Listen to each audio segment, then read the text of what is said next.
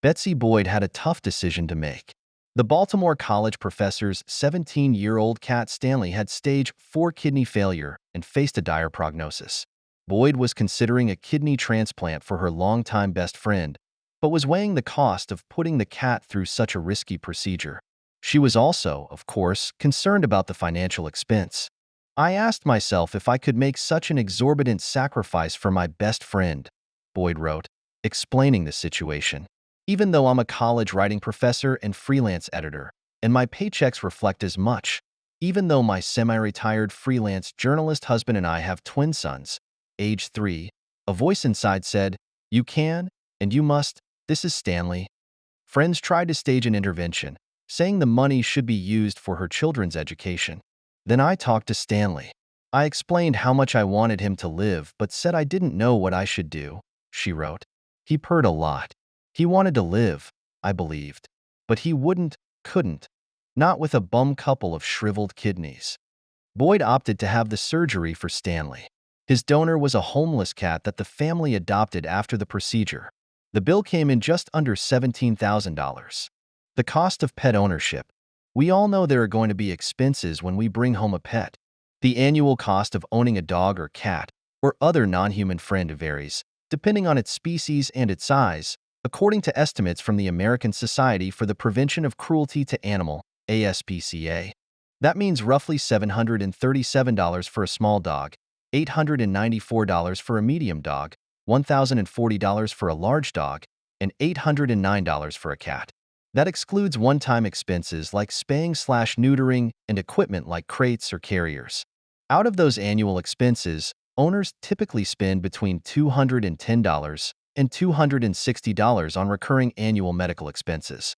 Those include regular checkups, vaccinations, and preventative medications like heartworm pills and flea and tick medicine. But the unexpected can happen, and then you're back at the vet for an ear infection, skin allergies, or something more serious. Nationwide pet insurance policyholders spent more than $96 million in 2017 to treat the 10 most common medical conditions affecting pets.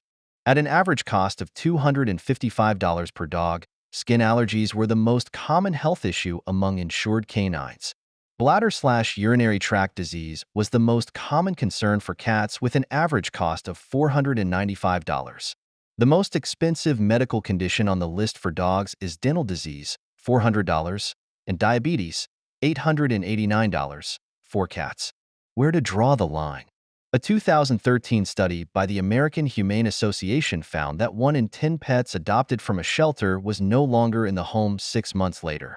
One of the main reasons given for the animal's return was the cost of pet ownership. Thanks to advances in veterinary medicine, our pets have the ability to live longer than ever before, but that comes with a hefty price tag. While some people don't hesitate when faced with diagnostic tests, transfusions, or chemotherapy, others have a finite number they're willing to spend.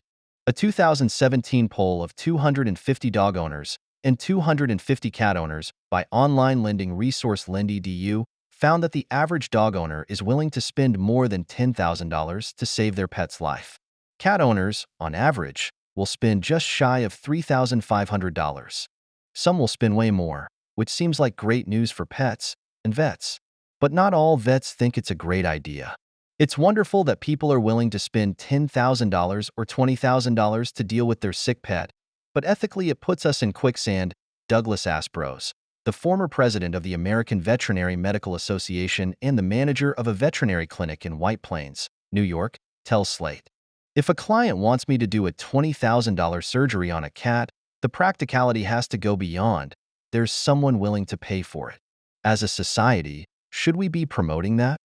Some veterinary practices," he says, "use companies that will offer credit with very high interest rates to people with low incomes, just so they can afford their pets' vet bills. How much responsibility do we have for getting them into that?" Roxanne Hahn of Golden, Colorado, spent nearly $31,000 in 23 months to save her dog, Lily. "Probably not the best financial decision I ever made," says Hahn, author of Heart Dog, Surviving the Loss of Your Canine Soulmate. Her blog follows Lily's illness and details her veterinary bills and how she paid them. "I did not have anyone to tell me where this might end up," Hahn says. "When you're in the crisis, it's easy to hand over your credit card and say, save my dog. But once you start on a path like this, if it's going to be a lengthy or even lifelong battle, then it becomes harder to stop.